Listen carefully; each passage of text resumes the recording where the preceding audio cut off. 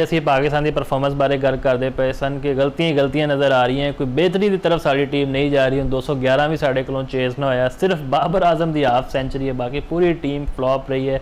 Bowling के शोबे में थोड़ा बहुत असीं परफॉर्म किया है, लेकिन फिर वही पुरानी बैटिंग ने सानू जिहड़ा है ना फसा के रखा है। की तुसीं जिम्मेदार समझदे कौन है असल पाकिस्तान टीम की हारन का? देखो जी, मैं सारी जिम्मेदारी जी है सिलेक्शन कमेटी से आयद होंगी है कि जिन्होंने मुंडे सिलेक्ट करके वैस्ट इंडीज भेजे ने, इन्होंने परफॉर्मेंस का पता सी, कैपेबिलिटी का पता सी, इन्हों की परफॉर्मेंस का इन्होंने पता सी, लेकिन उसके बावजूद इन्होंने ज़हन पता नहीं की ख्यालात ने की सोचते हैं, इस बारे कोई पता नहीं।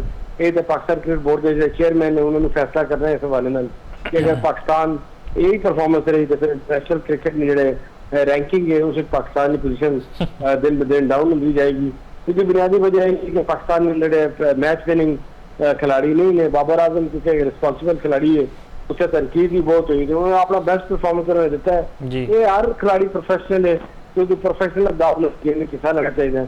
अगर ये परफॉर्म नहीं करते तो डेफिनेटली क्वेश्चन मार्क से ना खिलाड़ियों से आंदा नहीं। सिलेक्शन कमेटी ते कहंज सानू आके गल्लां करदी है कि जिवें कुछ होया ही नहीं ना, मतलब हर चीज़ बेहतर ही जा रही है, असीं कोई सवाल पूछ लिए तो अगों गुस्सा कर देंगे।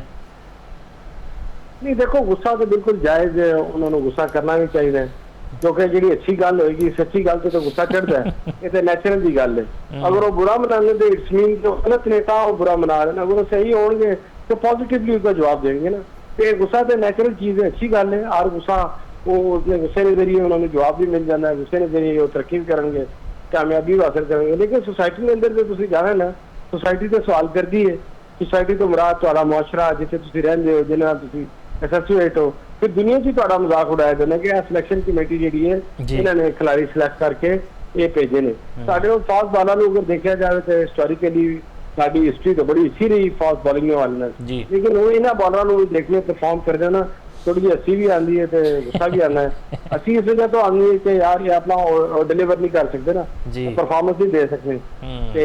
गुस्सा इस गल तो आना है कि देखो अल्लाह ताला ने भी नेशनल टीम में खेलने का मौका दिता है, ये तब ये परफॉर्मेंस करने तो कासर नजर आने। ये बुनियादी वजूहत ने जिस वजह से पाकिस्तान की टीम उस स्टैंडर्ड पर नहीं जा सकी, लेकिन खुद एक एहतसाबी भी कमल है एक ऐसा कि जिसके जरिए तुसी खुद अपने आप जज नहीं बेग साहब माशाल्लाह तुसी भी क्रिकेट कवर करते रहे। वकार यूनस असी गल करिए, वसीम अकरम ते शोएब अख्तर बड़े वर्गे साढ़े वड्डे बॉलर साढ़े कोल रहे ने, लेकिन हुण असी वेखिए मोहम्मद अब्बास कोलों ते 125 130 उत्ते बॉल ही नहीं होंदी। खुरम शहजाद का ऐसे जिक्र करिए या मोहम्मद अली, उन्होंने वैसे ही भजदा होया स्पिनर कहते हैं। क्यों असीं इस डिपार्टमेंट में पिछे रह गए? साडी ते बड़ी मिट्टी दरखेज होंदी सी, पूरी दुनिया डरदी सी साडे कोल जदों पाकिस्तान के फास्ट बॉलर्स आते थे कि 230 या 240 असीं हदफ भी दईए असीं आराम नाल डिफेंड कर लेंदे सीगे। लेकिन अज तो साडे कोलों है माशाअल्लाह साडे बैटर्स दा हाल वेखो, 211 चेज नहीं होया।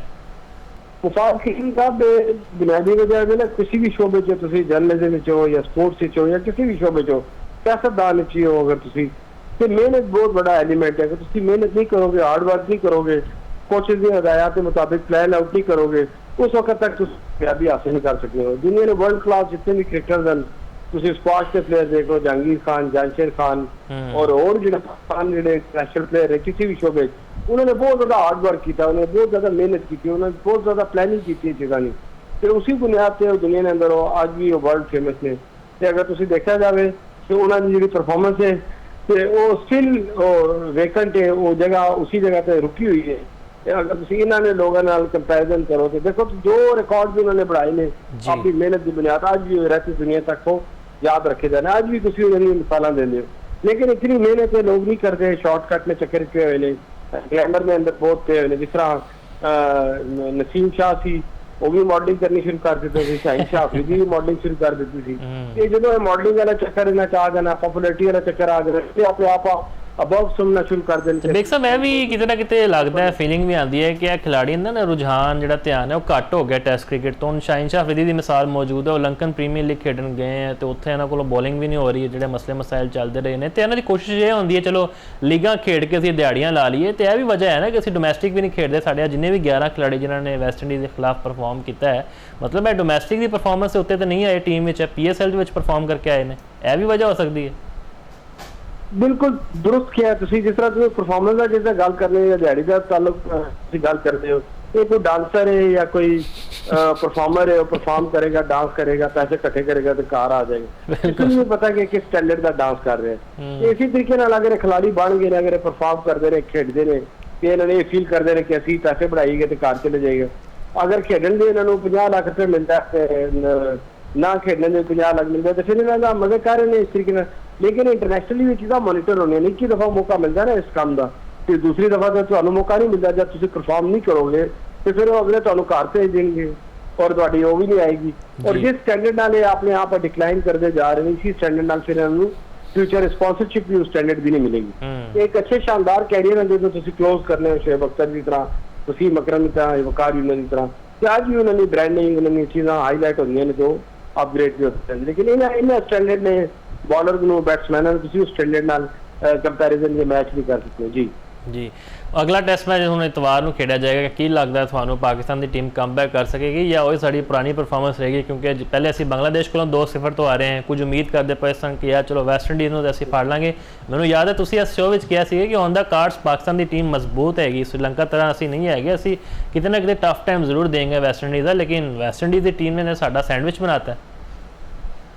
बस जी बाज़ प्रोडक्शन गलत भी हो सकते हैं, लेकिन जिस स्टैंडर्ड में मैंने टीम परफॉर्म किया थी, जो सिलेक्ट किया उस हिसाब से सानू ये उम्मीद की कि जितने हर पाकिस्तानी तरह मेरा दिल भी करता है कि जितने कामयाब होंगे ना दुनिया से ना होंगे, लेकिन ऑफर द बेस्ट इंशाल्लाह फ्यूचर देखो अगर इन्होंने थोड़ी जी अकल आ गई तो अच्छा खेलेंगे। जी ਤੇ ਕੋਰੀਆ ਦੀ ਤੇਰੀ ਗੱਲ ਕਰ ਲਈਏ ਜੀ, ਹਾਕੀ ਟੀਮ ਮੌਜੂਦ ਹੈਗੀ।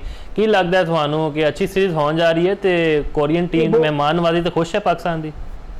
बहुत ज्यादा खुश ने कोरियन फरखाने ने, लोग भी राब्ते ने जो बड़े एक्साइटेड ने पाकिस्तान खेलने से। अच्छी सीरीज होगी, अच्छे मैचेस होंगे।